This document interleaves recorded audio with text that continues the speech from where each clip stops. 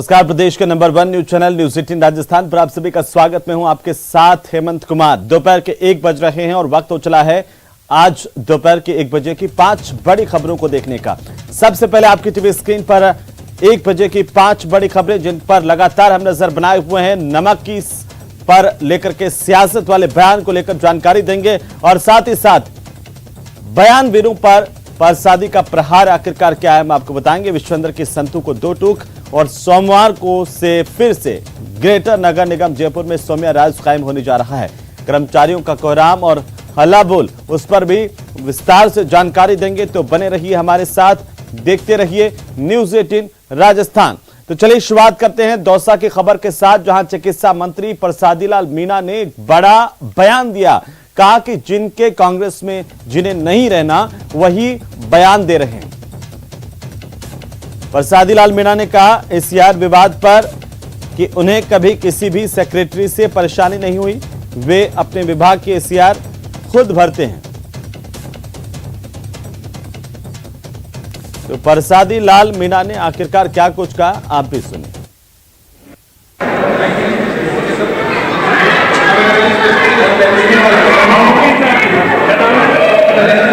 ये कोई स्टेटमेंट देने वाले लोग हैं। हाईकमान ने भी कह दिया स्टेटमेंट बंद करें।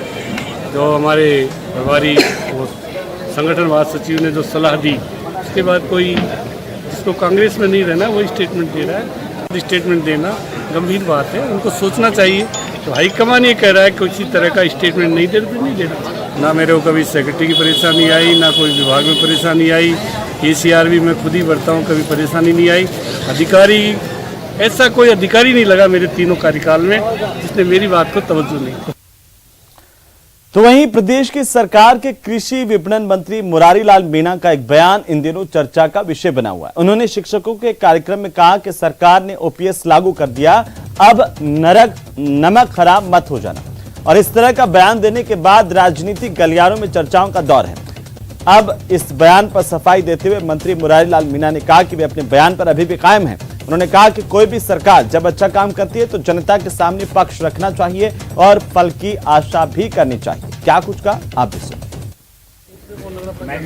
कोई भी सरकार जब अच्छे काम करती है तो उसका पक्ष रखना चाहिए जनता को। कोई व्यक्ति किसी के ऊपर काम करता है, कई काम तो ऐसे होते हैं उठने के जो करने ही पड़ते हैं, कई लाइन से हट करके भी काम कर देते हैं। जैसे ओपीएस का एक काम ऐसा है जो लाइन से हटके किया सरकार ने कर्मचारियों के पक्ष में।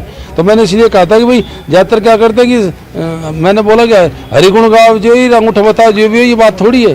तो हरिगुण गाओ तो हरिगुण के हिसाब से उसको फल दो, और नेताओं का फल वोट देना है तो चुनाव वोट दो। गैर वफादारी मान लो, उसको नमक मान लो, कुछ मान लो, बिल्कुल मैं मेरी बात में कहा। तो चलिए आगे बढ़ेंगे और अब बात करेंगे मंत्री विश्वेंद्र सिंह की संतों को 2 टूक की। कैबिनेट मंत्री विश्वेंद्र सिंह का एक बड़ा बयान, इससे से जुड़ी इस वक्त की सबसे बड़ी खबर न्यूज 18 राजस्थान पर। सबसे पहले आपको बता दें कि मंत्री विश्वेंद्र सिंह ने प्रेशर प्लांटों को बंद करने की मांग को लेकर के बयान दिया है। आदि बद्री पर्वत को खनन मुक्त करवाने का वादा किया था, प्रेशर प्लांटों को बंद कराने का वादा नहीं किया था, ये कहना है मंत्री विश्वेंद्र सिंह का। लाइसेंस लेकर क्रेशर चला रहे हैं, क्रेशर तो चलेंगे। साधु संतों ने प्रदेश की सरकार से क्रेशर को बंद करवाने की मांग की। धार्मिक लिहाज से इन पर्वतों को लेकर के लगातार विवाद रहा है। क्या कुछ कहा वो सुनिए। बद्री वाला और जो माइनिंग बंद कराई है, और इसमें सरकार का कोई वायदा नहीं है कि हम क्रेशर बंद कराएं। लाइसेंस क्रेशर है, चलेंगे क्रेशर। अब बाबा जी ने बदमाशी करने की कोशिश करी तो सरकार काम करेगी। सीधे तौर पर चेतावनी देते हुए नजर आए विश्वेंद्र सिंह कि बाबा जी अगर बदमाशी करने की कोशिश करेंगे तो सरकार अपने तरीके से अपना काम करेगी। उन्होंने साफ कह दिया कि क्रेशर अनुमति लेकर चल रहे हैं, क्रेशर को बंद करवाने का कोई वादा नहीं किया गया था। और ज्यादा जानकारी के साथ भरतपुर से हमारे संवाददाता दीपक पुरी फोन लाइन पर जुड़ चुके हैं। दीपक, क्या मायने हैं विश्वेंद्र सिंह के इस बयान के? और जैसे कि वे कह रहे हैं कि पहले उन्होंने संतों से कोई वादा नहीं किया था कि क्रेशर बंद होंगे। देखिए हेमंत, इस बयान के तो बहुत सारे जो मायने हैं वो निकल करके सामने आ रहे हैं, क्योंकि साधु संतों द्वारा जो आदि बद्री और कनकांचल पर्वत के पास जो क्रेशर लगे हुए हैं डावक और ताबलेर में, उनको बंद कराने की मांग की जा रही है और उसको लेकर के उन्होंने 7 तारीख को जो है उपखंड अधिकारी को ज्ञापन भी दिया था और आत्मदाह की चेतावनी दी थी। लेकिन फिर प्रशासन द्वारा बैठक की गई और जो है कल उनके द्वारा यात्रा निकाली गई। यात्रा में भारी जो है पुलिस बल तैनात किया गया था और साधु संत लगातार मांग कर रहे हैं कि उन क्रेशरों को बंद कराया जाए। लेकिन जब इस पूरे मामले पर आज विश्वेंद्र सिंह से बात की गई तो उन्होंने उनका साफ तौर पर कहा था कि सरकार ने जो वादा किया था आदि बद्री और कनकांचल पर्वत को खनन मुक्त कराने का, वो जो है सरकार ने अपना वादा पूरा किया है। अब ऐसे में साधु संत जो है क्रेशरों को बंद कराने की मांग कर रहे हैं तो क्रेशर बंद नहीं होंगे क्योंकि वो अनुमति लेकर चलाए जा रहे हैं। उन्होंने कहा कि अगर साधु संत जो है वो ज्यादा बदमाशी करेंगे तो फिर सरकार जो है सरकार अपना काम करेगी, ये उन्होंने कहा है। तो साफ तौर पर देखा जा सकता है कि एक तरह से विश्वेंद्र सिंह ने साधु संतों को चेतावनी दी है या फिर हिदायत दी है कि आप जो है अब इस तरह से जो है अपनी मांगे नहीं माने, क्योंकि आपकी जो मेन मुख्य मांग थी उसको सरकार ने पूरा किया है। अब इन क्रेशरों को बंद कराने की आपने तो लगातार इसको कवर किया है और पिछली बार जब ये पूरा आदि बद्री और कनकांचल को लेकर के जब विवाद पैदा हुआ था उस वक्त भी आप वहां पर लगातार मौजूद रहे ग्राउंड जीरो पर। क्या कोई सरकार ने वादा किया था कि ना केवल माइनिंग बंद होगी इस इलाके से बल्कि क्रेशर भी हम हटवा देंगे? देखिए हेमंत, सरकार ने वादे तो बहुत सारे किए थे और वहां पर विकास कार्यों के भी वादे किए थे और उन्होंने कहा था कि अवैध खनन को पूरी तरह रुकवाया जाएगा। लेकिन कहीं ना कहीं जो है अवैध खनन के अब आरोप लग रहे हैं प्रशासन पर। साधु संतों का कहना है कि जो वहां पर क्रेशर लगे हुए हैं, ठीक है वो दूर है क्रेशर, लेकिन उनके पास में कोई भी वैध लीज नहीं है। ऐसे में साधु संतों ने जो है प्रशासन से कहा है कि ये जो यहाँ पर क्रेशर चलते हैं इनके द्वारा आदि बद्री और कनकांचल पर्वत को जो है तोड़ा जाता है और वहां से पत्थर निकाल करके क्रेशर पे पहुंचाया जाता है। अब इस पूरे मामले को लेकर के जिला प्रशासन ने जो है उनको साधु संतों के साथ बैठक की थी और उनसे कहा है कि जहां जहां अवैध खनन के संभावित इलाका है वहां पर गड्ढे खुदवा करके जो है दीवार कराई जाएंगी और वहां पर अवरोधक लगाए जाएंगे गड्ढे खोद करके, जिससे कि अवैध खनन का जो संभावित इलाका है वो बच सके। और एक टीम भी गठित करने की मांग की गई थी साधु संतों की तरफ से, तो वो टीम भी गठित की गई थी। और ऐसे में कल साधु संतों ने 1 दिसंबर तक का प्रशासन को समय दिया था कि अगर 1 दिसंबर तक ये सारी जो व्यवस्था है वो की जाती है तो ठीक है, नहीं तो फिर 1 दिसंबर से साधु संत जो है फिर आंदोलन की राह जो है पकड़ेंगे। लेकिन ऐसे में आज जब ये कैबिनेट मंत्री विश्वेंद्र सिंह का बयान आया। बिल्कुल दीपक, चलिए बहुत शुक्रिया तमाम जानकारी के लिए। लगातार नजर बनाए रखिए, अपडेट हम आपसे लेते रहेंगे। मंत्री विश्वेंद्र सिंह ने सीधे तौर पर चेतावनी दी साधु संतों को कि बाबा अगर बदमाशी करेंगे तो सरकार अपने हिसाब से निपटेगी। चलिए आगे बढ़ेंगे और इसी बीच राजधानी जयपुर से बड़ी खबर मिल रही है। सौम्या गुर्जर सोमवार को अपना कार्यभार ग्रहण करेंगी। सबसे पहले सबसे तेज इस वक्त की सबसे बड़ी खबर, महापौर का कार्यभार सौम्या गुर्जर संभालेंगी। आज लगातार चर्चाएं इस बात को लेकर के थी कि कल हाईकोर्ट की ओर से आदेश आने के बाद आज वे अपना पदभार संभाल सकती हैं, लेकिन फिलहाल जो राजधानी से जानकारी इस वक्त मिल रही है सबसे बड़ी खबर, उसके तहत हम आपको बता दें कि नगर निगम ग्रेटर का महापौर का पद सौम्या गुर्जर एक बार फिर से संभालने जा रही हैं। सोमवार से कार्यभार ग्रहण करेंगी। विधिक राय लेने के बाद कामकाज संभालेंगी सौम्या गुर्जर। हाईकोर्ट से राहत मिलने के बाद अब दोबारा से मेयर की कुर्सी पर काबिज होंगी और इसके लिए सोमवार का दिन तय किया गया है। बड़ी और अहम जानकारी है। उनके प्रशंसकों में, उनके समर्थकों में खुशी की लहर है हाईकोर्ट के आदेश के बाद से। तो ये बड़ी खबर है। सोमवार को सौम्या गुर्जर कार्यभार संभालेंगी जयपुर ग्रेटर निगम का।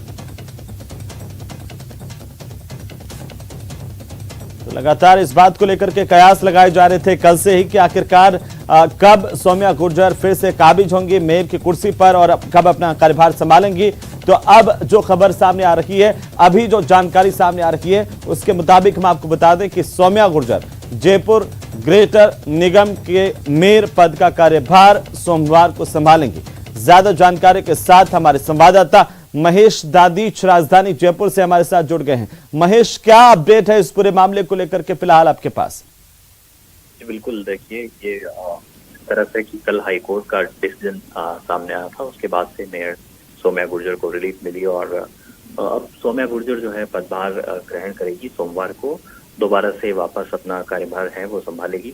लेकिन इससे पहले जो पार्षद उनके अपने समर्थक हैं, बीजेपी के जो तमाम पार्षद हैं, वो उनसे आज मुलाकात के लिए यहाँ पहुंच रहे हैं और उन्हें शुभकामनाएं दे रहे हैं। और मेयर ने जो है इससे अपने न्यायपालिका की जीत बताया है, न्याय की जीत बताया है और उनका कहना है कि जिस तरह से उनके खिलाफ में जो कार्रवाई सरकार ने की है वो ठीक नहीं थी और उसे कोर्ट में चैलेंज किया था और उन्हें विश्वास था कि न्यायपालिका पर भरोसा था कि इस तरह का जो उनके खिलाफ में जो कार्रवाई लाई गई है उस पर जरूर जो है न्यायपालिका की तरफ से फैसला आएगा और आज कुछ वैसा ही हुआ है। इस कारण से काफी खुशी जो है इनके समर्थकों में, यहाँ पर पार्षदों में देखी जा रही है और स्वागत कर रहे हैं। जो अभी तक बाड़ेबंदी में चल रहे थे पार्षद, कई दिनों से बाड़ेबंदी में थे, वो पार्षद भी आज पहुंचे हैं और जिन पार्षदों में मनमुटाव था, जो कि प्रत्याशी घोषित होने के बाद बीजेपी के प्रत्याशी के सामने आने के बाद भी कई जो ऐसे पार्षद थे वे बाड़ाबंदी में नहीं पहुंचे थे, लेकिन वे आज यहाँ सौम्या गुर्जर के यहाँ पर भी नजर आए।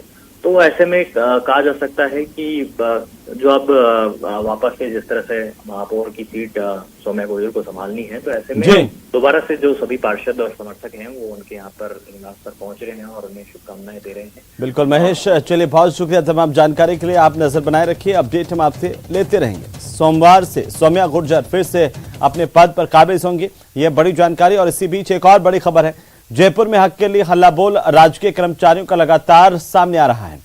अब राजकीय कर्मचारी शहीद स्मारक पर धरना दे रहे हैं और प्रदर्शन कर रहे हैं। 9 सूत्रीय मांगों को लेकर के धरना और प्रदर्शन का कार्यक्रम लगातार जारी है। प्रदर्शन में प्रदेश भर के अलग अलग जगहों से कर्मचारी यहां पर गुलाबी नगरी जयपुर में पहुंचे हैं। राजधानी में लगातार कर्मचारी अपनी 9 सूत्रीय मांगों को लेकर के प्रदर्शन कर रहे हैं। तो इन कर्मचारियों का कहना है कि जब तक उनकी मांगे नहीं मानी जाती है, मंत्रालय कर्मचारी हैं जिनकी 9 सूत्रीय मांगों को लेकर के ये कर्मचारी आंदोलनरत है।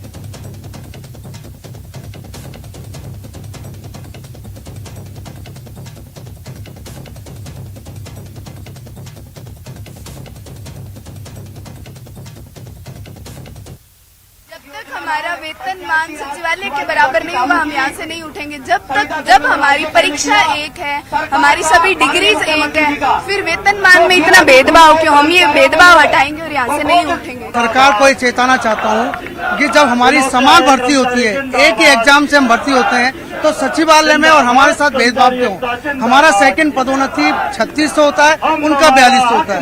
हमारे यहाँ बीच में काफी अंतर पैदा कर दिया है, जबकि हम एक साथ हम चाहते हैं सचिवालय के समान वेतनमान भत्ते हमारे हो। हमारे साथ में इनके कर्मचारी नेता, उनसे बात करते हैं। गजेंद्र सिंह जी, क्या ऐलान किया आज आप लोगों ने? पूरे राजस्थान भर का कर्मचारी आज तो जयपुर की शहीद स्मारक पर नजर आ रहा मंत्रालय कर्मचारी, क्या कहना चाहते हैं आप, बताइए। निश्चित तौर पे संघर्ष समिति ने आह्वान किया था प्रदेश भर का, और उसके बाद में आज जयपुर के हजारों कर्मचारी यहाँ आए और हमारी जो मुख्य मांग है वो कई दिन से हम कह रहे हैं कि सचिवालय के समान उन वेतन और भत्ते दिए जाए, और जो 13 में गहलोत साहब देखे गए थे वही हम मांग रहे, कोई नई चीज नहीं मांग रहे हैं। और जब अभी कैडर रिव्यू के बाद पदोन्नति किए और पद खाली पड़े, एक बार पूर्णतः शीतलता दी जाए, यही हमारी मांग है। इसी मांग को लेके हम आए। साहब, ये कर्मचारी क्या कहना चाहता है सरकार से, क्या ऐलान करना चाहते हैं आप यहाँ से? देखिए, राजस्थान की सरकार ने 1 जुलाई 2013 को बाबू का वेतन बढ़ाया था 2270 रूपये बेसिक, 4500 रूपये, जिसको 30 अक्टूबर 2017 को राजस्थान की सरकार ने काट दिया। उसको बहाल करवाने की हमारी मांग है। और दूसरा, शासन सचिवालय और अधीनस्थ का जो बाबू था उसका 98 तक 1998 तक वेतनमान बराबर था। 98 के बाद शासन सचिवालय में बैठने वाले बाबू में और सबऑर्डिनेट के अधीनस्थ कार्यालय में बैठने वाले बाबू के वेतनमान में अंतर पैदा हो गया। उसको वापस बराबर कराने की ये 2 मांग लेकर के हम सरकार का ध्यान आकर्षित कराना चाहते हैं। आप कहाँ से आए हैं? आप क्या कहना चाहते हैं सरकार से? सरकार से यही कहना चाहते हैं कि सचिवालय के समान हमारा वेतन हो, जो हमारे से छीना गया है वो हमें वापस मिले। अभी जो वेतन मिलता है कम पड़ता है वो, हाँ, क्या कहना चाहते हो सरकार से? सरकार से ये कहते हैं हमारा वेतन सचिवालय के समान होना चाहिए, जो हमारा पदों का है वो भी बढ़ोतरी होनी चाहिए, और जो 98-40 लिया था वो दे के वापिस लिया सरकार ने, वो हमें वापस मिलना चाहिए। और भी कर्मचारी यहाँ पर पहुंचे हुए हैं। आप कहाँ से आए साहब, क्या कहना चाहते हैं आप सरकार से? मैं श्री गंगानगर के राजस्थान के बॉर्डर एरिया से आया हूँ। मैं राज्य सरकार से एक ही मांग कर रहा हूँ कि जब आरपीएससी की परीक्षा होती है तब समान शिक्षा, समान योग्यता होती है और समान ही पेपर होता है, तब ये वेतनमान में भेदभाव क्यों? इसको वेतनमान की भेदभाव को खाई को पटा जाए और सचिवालय के समान सभी कर्मचारियों को वेतनमान दिया जाए। सरकार से कहना चाहते हैं कि जब भर्ती परीक्षा एक है, एक ही मेरिट बनती है, एक ही योग्यता है तो वेतन एक समान क्यों नहीं है? सचिवालय हो या राजस्थान, वेतन भत्ते अधीनस्थ विभागों के, सचिवालय के, सबके एक समान होने चाहिए। हमारा एक समान वेतनमान होना चाहिए हमारा, सचिवालय के बराबर हमारा भी होना चाहिए। हमारे वेतन भत्ते एक समान चाहिए। जब एक ही भर्ती, एक ही पेपर, तो सब वेतन भत्ते भी एक समान होने चाहिए। और 2017 में हमारी की गई कटौती वो हमें वापस मिलनी चाहिए। हमारा जो वेतन 98 से 40 था उसी पे हमें दोबारा से फिक्स करवाना। तो वहीं भीलवाड़ा जिले का रायपुर कस्बा बंद रहा। आपको बता दें कि रायपुर में हिंदू संगठनों की ओर से विरोध किया गया है। व्यापारियों ने अपनी अपनी दुकानें नहीं खोली। जानकारी के मुताबिक एक सामाजिक कार्यक्रम का ये व्यापारी हिंदू संगठन विरोध कर रहे हैं और इनका कहना है कि बिना प्रशासन की मंजूरी के यहाँ पर एक सामाजिक कार्यक्रम समुदाय विशेष की ओर से किया जा रहा है, जिस पर इन व्यापारियों का हिंदू संगठनों का आक्रोश है। और भीलवाड़ा के रायपुर की ये तस्वीरें हैं जहां पर रायपुर के बाजार आज बंद रहे और व्यापक असर बंद का देखा गया। इससे पहले हिंदू संगठनों की ओर से बंद का आह्वान किया गया था। व्यापारियों ने हिंदू संगठनों के कॉल को देखते हुए अपनी दुकानें नहीं खोली, अपना समर्थन दिया। और दरअसल ये पूरा जो बंद है वो एक समुदाय विशेष के कार्यक्रम को प्रशासन के बिना मंजूरी के करवाए जाने को लेकर के, जिसकी खिलाफत हिंदू संगठन कर रहे हैं। रायपुर की तस्वीरें जहां पर भीलवाड़ा जिले के रायपुर में रायपुर कस्बा बंद है। इससे पहले हिंदू संगठनों की ओर से बंद का ऐलान किया गया था। प्रशासन से मांग की गई है कि इस तरह से जो कार्यक्रम बिना प्रशासन की अनुमति के हो रहा है उसे रोका जाए। ज्यादा जानकारी के साथ राहुल कौशिक भीलवाड़ा से हमारे संवाददाता फोन लाइन पर जुड़ गए हैं। राहुल, क्या जानकारी? आज रायपुर कस्बे को बंद रखने का ऐलान किया गया था, किस तरह का असर रायपुर में देखने को मिल रहा है इसका?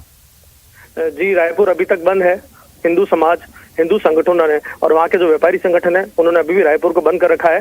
जो समझौता रायपुर गढ़ को लेकर हुआ था वो समझौता अभी नहीं हो रहा है, क्योंकि जोधपुर हाईकोर्ट में मामला चल रहा है, विचाराधीन है। उसके बावजूद भी समुदाय विशेष द्वारा सामाजिक कार्यक्रम वहाँ रखा जा रहा है, जिसकी किसी प्रकार की अनुमति नहीं ली गई है। हिंदू संगठन इस प्रकार के आरोप लगा रहे हैं। इसको लेकर उन्होंने अभी तक बंद कर रखा है। प्रशासन, पुलिस और हिंदू संगठनों में वार्तालाप हुई पर वो विफल होती हुई नजर आ रही है, क्योंकि किसी भी प्रकार से वो उनको समझाइश जो कर रहे हैं प्रशासन और पुलिस वो नहीं मान रहे हैं। और अभी भी उन्होंने रायपुर बंद कर रखा है, अनिश्चितकालीन के लिए बंद कर रखा है। रायपुर किसी भी प्रकार से दुकानें नहीं खोली गई है और अभी भी उनका बंद कायम है।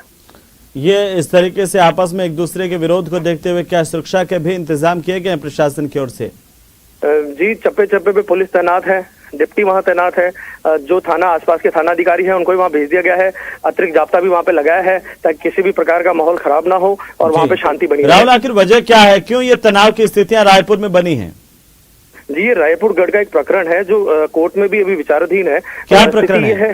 स्थिति यह है कि वहाँ पे कोई कार्यक्रम नहीं करवाया जा सकता, किसी भी हिंदू धर्म और समुदाय विशेष द्वारा किसी प्रकार कार्यक्रम भी नहीं कराया जा सकता वहाँ पे।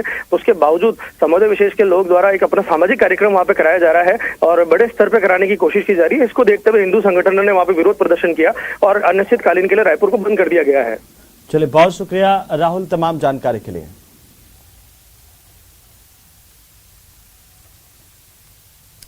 तो चलिए आगे बढ़ेंगे। कोटा संभाग के एमबीएस अस्पताल में आज जमकर हंगामा हुआ। दरअसल अस्पताल के ओपीडी में मरीजों और उनके परिजनों की भारी भीड़ उमड़ पड़ी। इस दौरान पर्ची कटवाने के लिए लोगों को लंबी कतारों में खड़ा होना पड़ा।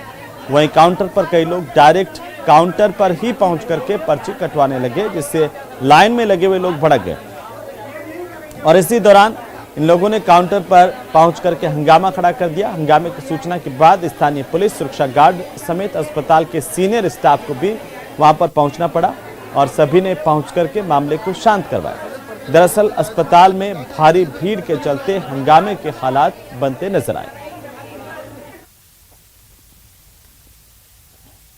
तो वहीं करौली के टोडा भीम चिकित्सालय में मरीजों के परिजनों पर चिकित्सक के साथ मारपीट के आरोप लगाते हुए चिकित्सकों ने कार्य का बहिष्कार कर दिया। चिकित्सकों ने पुलिस को शिकायत देते हुए आरोपियों के खिलाफ कार्रवाई की मांग की है। कार्य बहिष्कार को नर्सिंग कर्मचारियों ने भी अपना समर्थन दिया है। चिकित्सकों और नर्सिंग स्टाफ के कार्य बहिष्कार से मरीजों को खासी परेशानी का सामना करना पड़ रहा है। मरीज इधर से उधर भटकते हुए नजर आए। हालांकि इस दौरान चिकित्सालय में इमरजेंसी सेवाएं सुचारू हैं। हालांकि 3 घंटे बाद पुलिस उपाधीक्षक की समझाइश और आरोपियों के खिलाफ कार्रवाई का आश्वासन दिया गया। इसके बाद चिकित्सक और नर्सिंग कर्मी काम पर लौट आए।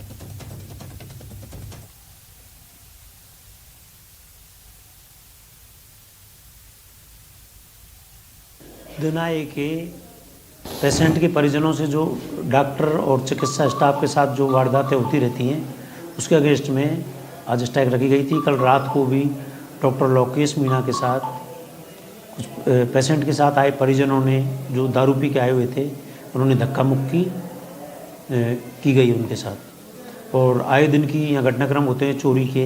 हमारी मोटरसाइकिल जा रही है स्टाफ की, इवन पेशेंटों की भी मोटरसाइकिलें जा रही हैं जो पेशेंटों को लेके आते हैं उनकी भी।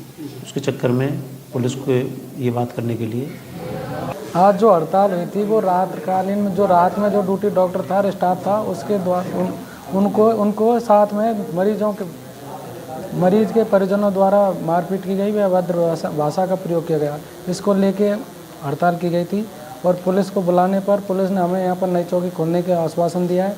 डॉक्टरों से बदतमीजियाँ की जाती हैं, ये बर्दाश्त नहीं करेगी पुलिस से। कानूनी कार्रवाई सख्ती से की जाएगी।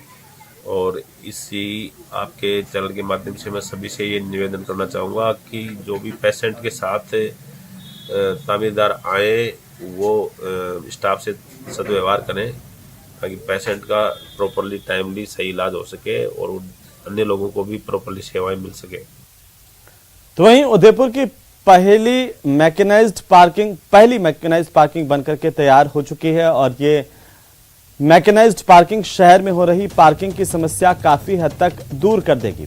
सूरजपोल चौराहे पर बने इस मैकेनाइज्ड पार्किंग का उद्घाटन काफी पहले होना था, लेकिन कोर्ट स्टे के चलते करीब 17 महीने देरी से पार्किंग का काम पूरा हो सका। इस पार्किंग को बनाने में 500 टन लोहा लगा है। इस पार्किंग में एक साथ 86 कार पार्क हो सकेंगी। इस मैकेनाइज्ड पार्किंग का दृश्य आपकी टीवी स्क्रीन पर है, जहां पर देख सकते हैं किस तरीके से यह पार्किंग पूरी की पूरी बनाई गई है। यह पहली पार्किंग है इस तरह की।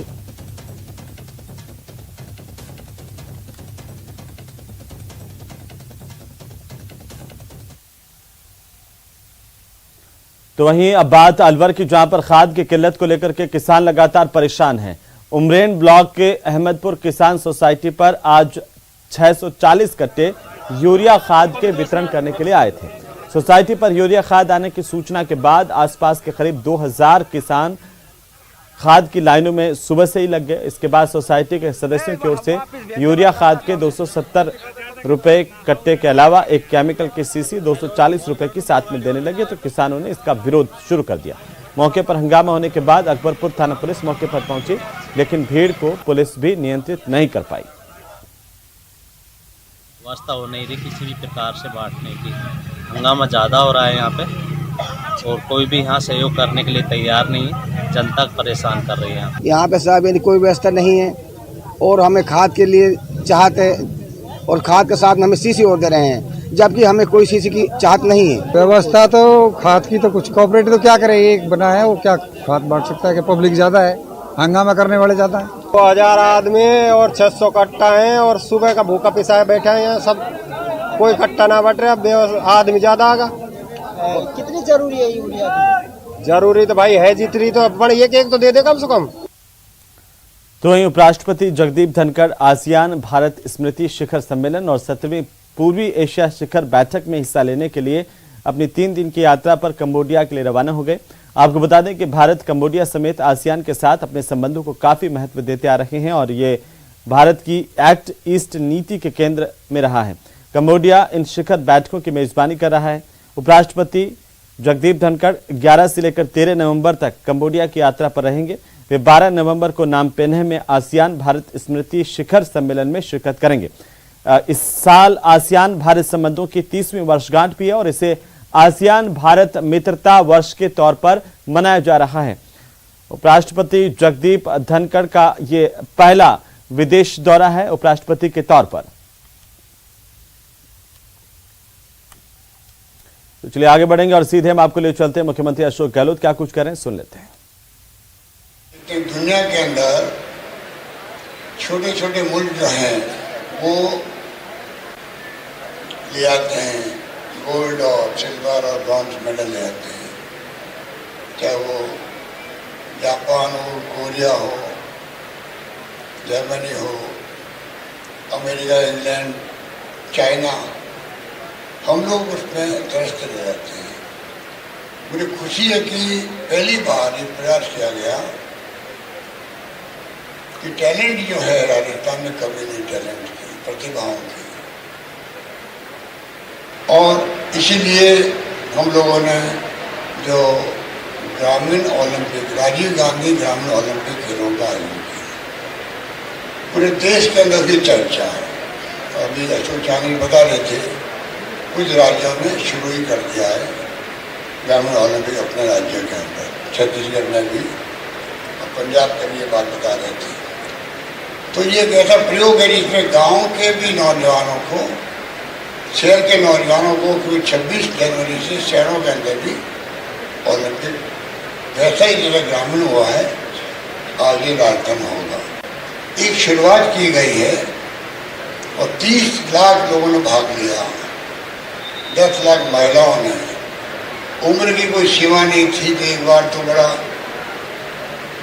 हम सबको बहुत आनंद आ गया कि मैंने खुद ने देखा 1 लाख से अधिक तो वीडियो आए होंगे हमारे पास में, खिलाड़ी खेल रहे हैं, बुजुर्ग खेल रहे हैं, दादा पोता साथ खेल रहा है, सब तरह के दृश्य थे उसके अंदर, कबड्डी में भी, वॉलीबॉल के अंदर भी, खो खो के अंदर भी। बड़ा अच्छा लगा। स्टेट लेवल तक क्या जरूर मैं कोशिश की मैंने कि मैं हर जगह जाऊं। जब ग्राम पंचायत में तब भी मैं गया, ब्लॉक में गया, जिला स्तर में गया और राज्य स्तर में गया। जो खिलाड़ी आए थे वहाँ पर, वो जो उत्साह था वो देखते बनता था। इसलिए जो अभी आपको कहा गया मेरे पूर्व वक्ताओं ने, सरकार वैसे भी इस बार ने किसानों के लिए अलग बजट पेश किया था। उसी ढंग से हम लोग, बजट अलग तो नहीं होगा, अगले बजट में हम चाहेंगे कि आपने कल विज्ञापन देखा होगा, जो प्रदेश का युवा है, छात्र है, उसमें खिलाड़ी भी आते हैं, जो उनके सपने हैं वो सपने पूरे कैसे हों, वो क्या सुझाव देते सरकार को, क्योंकि आने वाला कल जो है वो उनका है। उनके कंधों पर भार रहेगा देश का, प्रदेश का। हम कैसे अच्छे खिलाड़ी, अच्छे संस्कारवान, अच्छी परंपराएं वाले पीढ़ी को तैयार करें, जिससे कि कल जब भार उनके ऊपर आए तो देश को और प्रदेश को सुशासन दे सके, गुड गवर्नेंस दे सके, भागीदारी निभा सके विकास के अंदर, सोशल सेक्टर में, राजनीति के अंदर, खेल जगत के सभी क्षेत्रों में हमारी अगली पीढ़ी जो है वो योग्य बन सके। जमाना IT का है, इंटरनेट का है। राजीव गांधी का सपना था कि 40 साल की उम्र में प्रधानमंत्री बन गए थे, 40 साल की उम्र के अंदर। और जब एशिया डेली 2 हुआ था दिल्ली के अंदर, पहली बार मैं 80 में मेंबर पार्लियामेंट बन के गया था, तब पूरा प्रबंधन उन्होंने संभाला था, राजीव गांधी ने, एशियाड का। इसलिए हमने उचित समझा, भारत रत्न जो देश के लिए शहीद हो गए, उनके नाम पे ही हम लोग, नई पीढ़ी को प्रेरणा मिलेगी उनसे, उनके नाम पर राजीव गांधी ग्रामीण ओलंपिक खेल रखा गया। और मुझे खुशी है कि अब जो टैलेंट सर्च होगा तो पूरी तरह सरकार प्रयास कर रही है। उसमें एक कड़ी ये भी है, जो आज हम यहाँ बैठे हुए हैं, फिजीर कॉलेज जिसका नाम पहले था, अब राणावत जी को बनाया गया डायरेक्टर, राजस्थान राज्य इसका जो संस्थान बन रहा है NIS पटेल, तो बहुत बड़ा है, उसका मुकाबला नहीं कर सकते। पर कृष्णा जी ठीक कहा, उसका छोटा रूप जिसमें अच्छी क्वालिटी होगी, शिक्षा की भी, मैदानों की भी, खेल मैदानों की भी, कोचेज की भी। हम प्रयास करेंगे कि यहाँ के खिलाड़ी निकले तो जोधपुर का, पूरे प्रदेश का, पूरे देश का नाम रोशन करे। ये हम लोगों की भावना है। वो तब होगा अच्छे कोचेज मिलेंगे, इंफ्रास्ट्रक्चर अच्छा बनेगा। आज का आधुनिक आप देखते हैं कि खेल के मैदान जो है, उपकरण भी आधुनिक होते हैं, मैं उम्मीद करता हूं कि इस सेक्टर को सरकार टॉप पार्टी देगी। अगले बजट भी आ रहा है, जो सुझाव आएंगे, और मुझे खुशी हुई कल मैं एनजीओ की मीटिंग ले रहा था, प्री बजट मीटिंग, तो बजट में एनजीओ के क्या सुझाव, एक्टिविस्ट के क्या सुझाव है, तो मुझे खुशी हुई जान करके कल मैंने विज्ञापन दिया आधा पेज का। पिछली बार भी हमने पब्लिक को इन्वॉल्व किया था बजट के अंदर सुझाव देने के लिए। पिछली बार क्योंकि हम लेट हो गए थे तो करीब 44,000 लोगों ने सुझाव दिए थे पिछली बार बजट के अंदर, मैंने कहा भी था असेंबली के अंदर। इस बार आपको आश्चर्य होगा, कल सुबह पेपर में विज्ञापन निकला, शाम को 6 बजे तक 20,000 से अधिक लोगों ने सुझाव भेज दिए जयपुर का।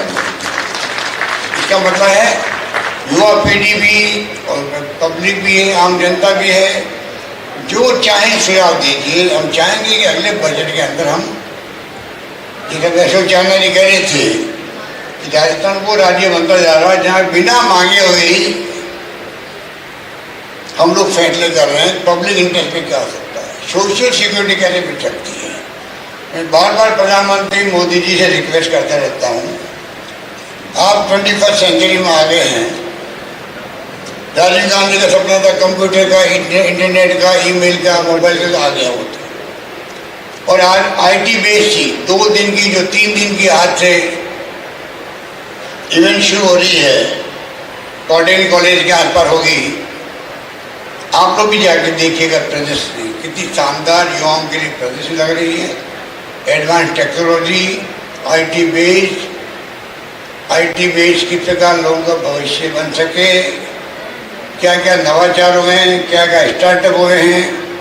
आप देखेंगे कि जयपुर में लग चुकी है और उसके बाद दूसरी जगह जोधपुर है जहाँ लग रही है। आज भी मैं जा रहा हूँ तो परसों में फिर जाऊँगा वहाँ पर इस प्रकार के प्रोग्राम, क्योंकि 600 करोड़ की लागत से यहाँ पर मैं फिनटेक यूनिवर्सिटी बना रहा हूँ या संस्था बना रहा हूँ, मंडोर नागौर रोड पे बना रहे हैं। जो फ्यूचर जनरेशन के लिए बहुत बड़ी सौगात होगी जो इस सेक्टर में काम करते हैं। तो जोधपुर में मुख्यमंत्री अशोक गहलोत कार्यक्रम को संबोधित कर रहे थे। और फिलहाल वक्त एक छोटे से ब्रेक का, जल्द लौटेंगे।